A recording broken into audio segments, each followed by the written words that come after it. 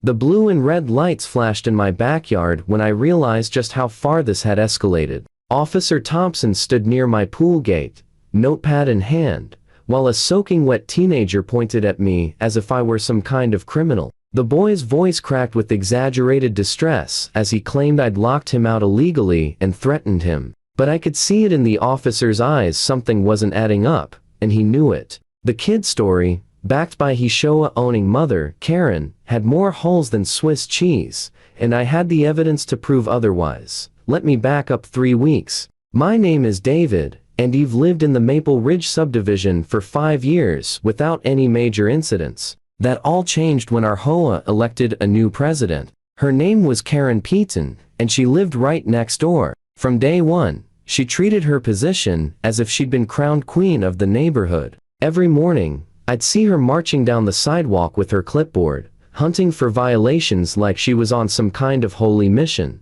My backyard pool had always been my sanctuary. After long days at the accounting firm, I'd come home, take a swim, and unwind. The previous neighbors had been respectful of boundaries, but Karen seemed to believe that being Thea president granted her special privileges. It started with casual comments about how beautiful my pool area looked and how the whole neighborhood should be able to enjoy such amenities. Then came the day found my pool gate wide open. At first, I thought I might have forgotten to latch it properly, but when I checked my security cameras, there they were, Karen's son, Tyler, and 3 of his friends, helping themselves to my pool as if it were the community center. They'd been there for over 2 hours, leaving wet towels on my deck furniture and empty soda cans scattered around. I walked next door and knocked politely. Karen answered with her usual fake smile that never quite reached her eyes. I explained what I'd discovered, showing her screenshots from my security footage on my phone.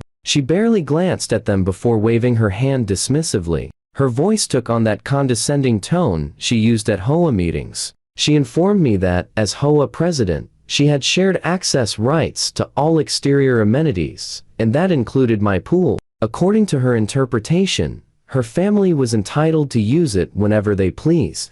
I stood there stunned. The woman actually believed that being Thea president gave her the right to trespass on private property. I tried explaining that my pool was on my property, not a shared HOA amenity, but she just smiled that infuriating smile and suggested I review the bylaws more carefully. Then she closed the door in my face. That night, I did exactly what she suggested. I read through every page of our HOA bylaws, and nowhere did it grant the president or anyone else access to private property. In fact, Article 7 specifically stated that all pools, patios, and other backyard improvements remained the sole property of the homeowner. I highlighted the relevant sections and made copies. The next morning, I had a keypad lock installed on my pool gate. The locksmith assured me it was top of the line, and I set a code that only I would know. I also put up a new sign that read, "A private property, no trespassing. Violators will be prosecuted."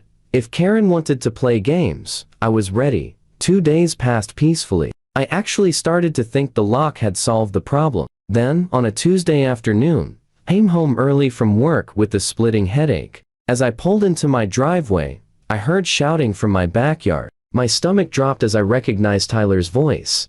I rushed through my house and out the back door to find Tyler straddling my fence, one leg over, trying to climb down into my yard. His face was red with frustration and anger. When he saw me, he didn't even have the decency to look embarrassed. Instead, he started yelling that I had no right to lock him out, and that his mom said he was allowed to swim whenever he wanted. I told him calmly but firmly to get off my fence immediately and leave my property. The kid actually dared to argue with me, claiming I was discriminating against him and violating HOA rules. I pulled out my phone and told him I was calling the police if he didn't leave in the next 10 seconds. Tyler scrambled back over the fence, but not before shouting that I'd regret this. He stormed off, and I thought that was the end of it.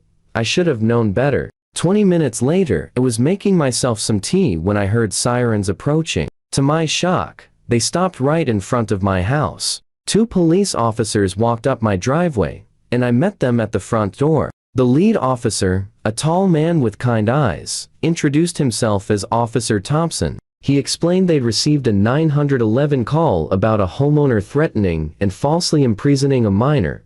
My jaw dropped. That little brat had actually called the police on me. I invited the officers inside and explained the situation from the beginning. I showed them the security footage from the previous trespassing incident, the new footage of Tyler trying to climb my fence, and the highlighted sections of the HOA bylaws. Officer Thompson reviewed everything carefully while his partner, Officer Rodriguez, took notes. Just as I finished explaining, we heard a commotion outside. Karen had arrived, and she was in full performance mode. She burst through my still open front door without invitation, demanding to know why her precious son was being traumatized. Her voice reached that special pitch that could shatter glass as she accused me of child endangerment and threatened to sue. Officer Thompson held up his hand to stop her tirade. His voice was calm but firm as he explained what they had discovered. Not only was Tyler trespassing on private property, but he had also made a false 911 call.